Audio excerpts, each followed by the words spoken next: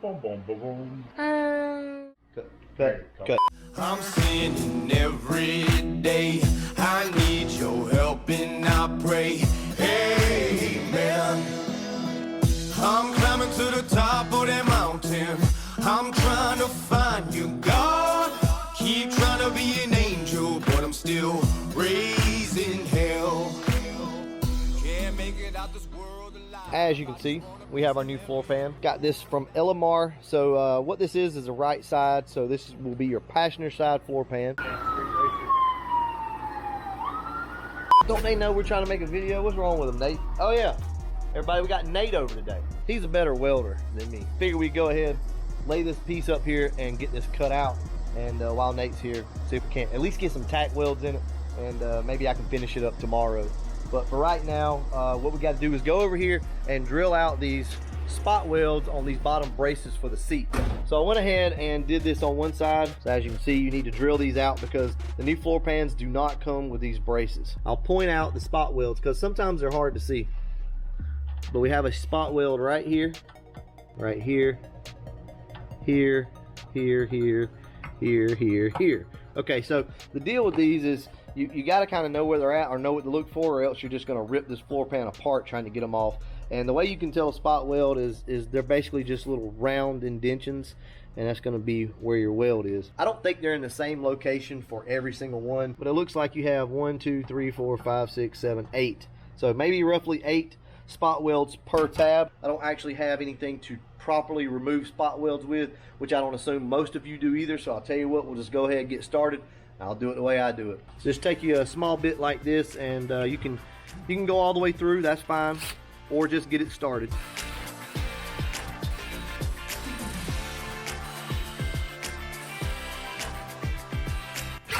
That was kind of rotted out. All right. So as you can see, we just went in and drilled all the spot welds with a small bit, and then we're going to come in with a Christmas tree or a step-up bit and drill them out. Now they make a bit for this. What's it called, Nate? Just a spot weld bit? Yeah, it's made for spot welds only. And what we'll do next, just come in with a screwdriver, and you're probably going to have to kind of beat the hell out of this, honestly. We're going to sand this down, and we'll be good to go. So you'll just put your spot welds in right here. That's probably the smallest file I've ever seen in my life. Alright guys, so that's that.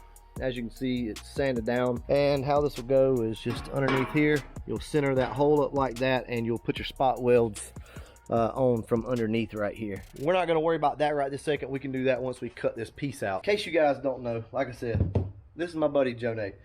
We go way back. So he's got an 04 Cobra, and he's going to be doing some stuff to it. He actually has a channel, but he's not really done much with it. I can't get him to do anything with it, but No motivation. no motivation. But he does have a channel. He is, honestly guys, and I'm not one of the best mechanics that I know, and that's no shit. I've said it multiple times. We just don't have a lot of time anymore to, you know, really hang out and do stuff, but we're trying to do more of that. So he's working night shift, and he's off tonight, so he's gonna come over here and help me. Let's get over here and mark this out.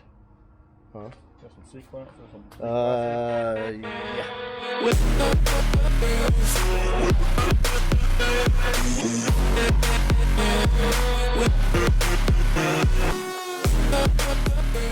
Yeah, sure.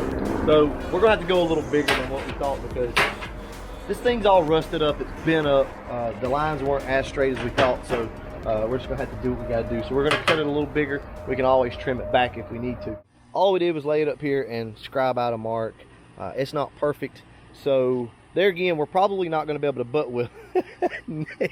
We're probably not going to be able to butt weld this.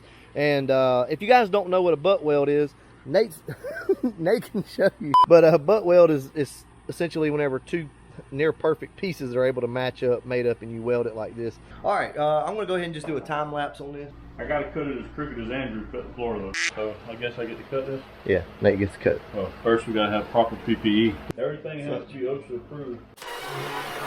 Yeah! OSHA. Dangerous mind of a 22-year-old me. Damn, what a shame. But I didn't know the pizza man. I just looking for the cheese and the bread for the culinary gang. Culinary gang? F*** it, then I let the mullet hang. I ain't got the budget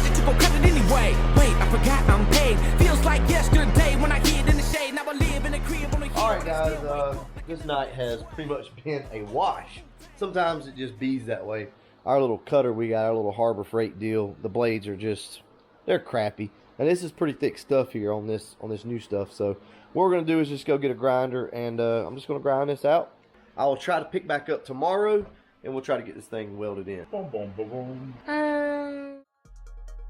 We are back. It is the next day. So last night did not go as planned.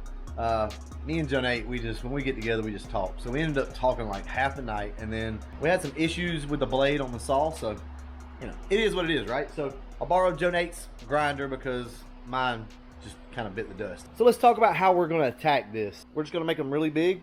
So I'm going to come out to the outside of the line, and we're going to lay this thing in. We're going to see how it all kind of looks once we get it in there. We may do like a slight overlay and weld it, and then come in, seam seal it, and treat it with like a Pour 15 or a chassis saver. That's the game plan right now. So what I'm going to do is just set you guys up with a little bit of a time lapse, because I don't have anybody to run the camera today. Let's see if I can cut this, I don't know, remotely straight.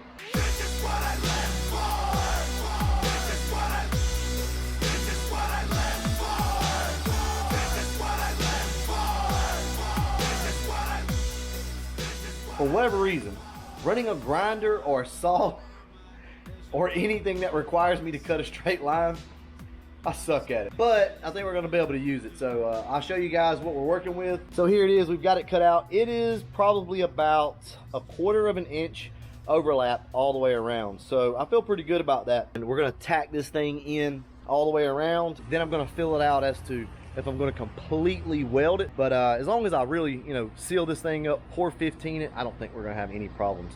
And there again, I've mentioned it before, you know, I'm not trying to resell this car to anybody. I'm not saying that it's a perfect patch panel, but this will hold. Let's just be real, guys. You're going to bolt your seat down, it's going to hold, and everything's going to be good. So what I'm going to do now is flip this thing over, go ahead and put the seat brackets on, so the seat braces here. So all we have to do is center these up and weld them in. So it's going to be a pretty easy little job here. If you don't put those bottom braces on, that metal's just too thin. It's not going to want to hold the seat good, and you're just going to bend everything up. So you need to put those on. If you don't have them, I think LMR sells them, and there's some other companies out here too that sell them also, or just cut them out of your old floor pan if they're still there. So what we're going to do now is go ahead and start tacking up these bottom braces right here, these bottom plates, and we'll move on from there.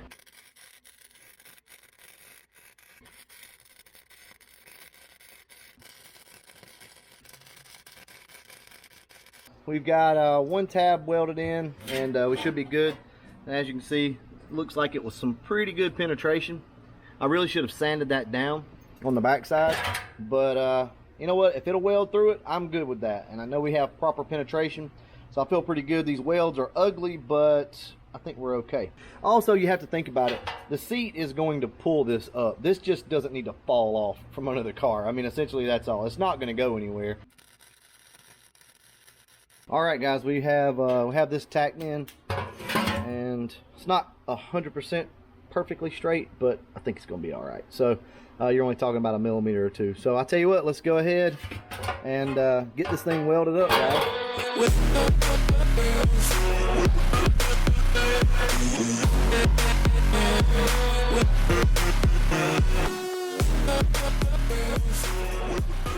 So you might be wondering, why in the hell do you have tinfoil in your car? These are the gas lines right here. I'm going to use a trick that an old timer taught me years ago. Anytime you're welding over the top of gas lines, take you some tinfoil, bunch it up like this, kind of real airish, you know, don't clamp it down too hard, don't squeeze it and compress it. Leave a little bit of air in there and just slide this thing in here like that, and that way any sparks that come through or any heat is going to have to go through these layers of airy tinfoil to get down there to this. I know old timer taught me that trick. I just made that up. What? And see, that's how easy it is to fool people. Now, will it work? I don't know. I mean, I have nothing else that I can think of to put down here, so it is what it is. Let's lay this thing in, get it fitted up. Now, it's going to be pretty tight in some spots. Like right over here is almost like a butt weld, so that'll be good, I guess. And over here should be good. This thing will lock into place pretty much where it needs to be. Let's get started.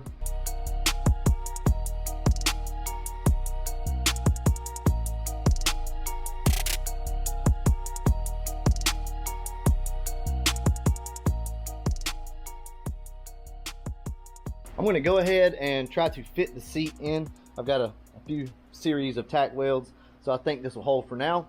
But I do want to verify that the seat fits, because I had to kind of tweak it ever so slightly, but it should be more than enough slack.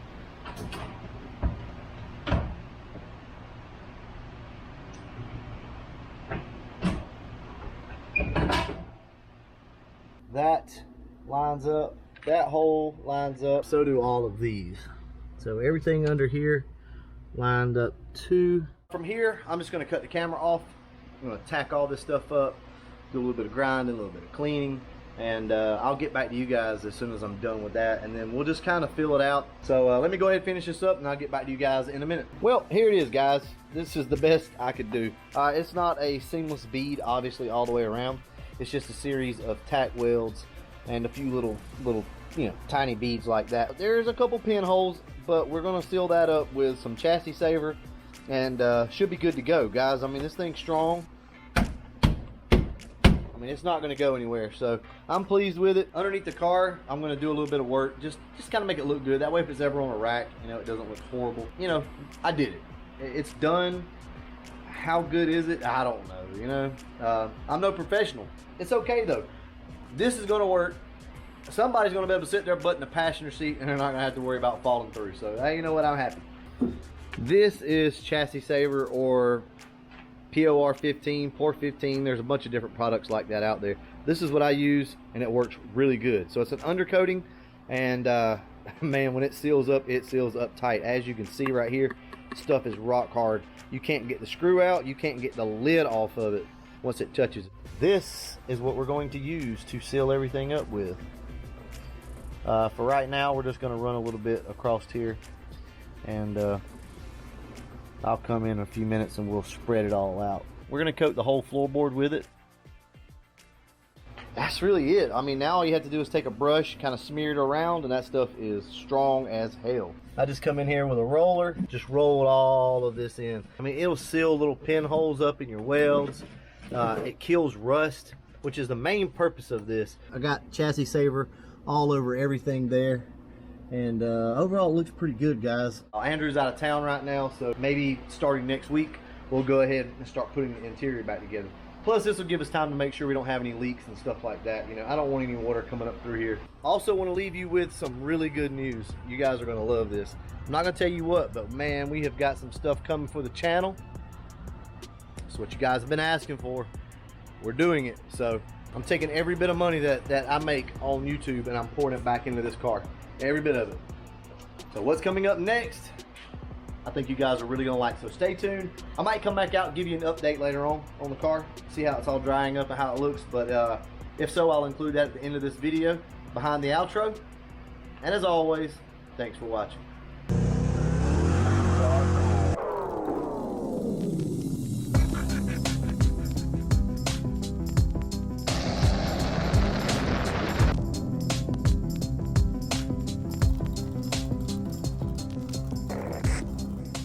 This tinfoil thing worked perfect. Now it's got some chassis saver on it up there at the top, but look how it's brown right there, so that lets you know it got really hot. This was the section that was up against the body of the car. Now watch when I flip it over. Nothing. So that little bit of gap in there probably saved that fuel line, because I believe that's hot enough right there to probably cause some issues on the bottom of that floorboard. So I'm really happy with that. Like I said, it was just something that I thought of. I needed something to lay on top of that, so you know what, maybe that's an option. Just remember, if you do that, don't compact it, because then it can transfer heat all the way down. Leave some air pockets in there, and I think you'll be okay.